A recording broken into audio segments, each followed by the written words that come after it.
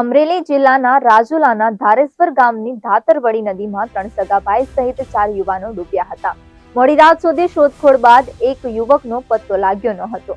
જો કે વહેલી સવારે ફરીથી શોધખોળ શરૂ કરાતા 15 કલાકે એક યુવકનો મૃતદેહ મળ્યો છે, જ્યારે 3 યુવકો હજી પણ ગુમ છે. એમની શોધખોળ કરાઈ રહી છે. રાજુલાના ધારેશ્વર ગામની ધાતરવડી નદીમાં નાહવા ગયેલા 3 સગા ભાઈ સહિત 4 યુવાનો ડૂબ્યા હતા. યુવકો ડૂબ્યા હોવાની જાણ થતાં જ ગ્રામજનો સ્થળ પર પહોંચ્યા હતા અને તુરંત જાણ કરતા ફાયર ટીમ, પોલીસ કાફલો, મામલતદાર અને ધારાસભ્ય હીરા સોલંકી ઘટના સ્થળે પહોંચ્યા હતા. મોડી રાત સુધી શોધખોળ કર્યા બાદ 4માંથી એકય યુવકનો પત્તો લાગ્યો ન હતો, જ્યારે વહેલી સવારે ફરીથી શોધખોળ કરતા મેરામ ખીમાભાઈ પરમાર નામના યુવકનો મૃતદેહ મળી આવ્યો છે.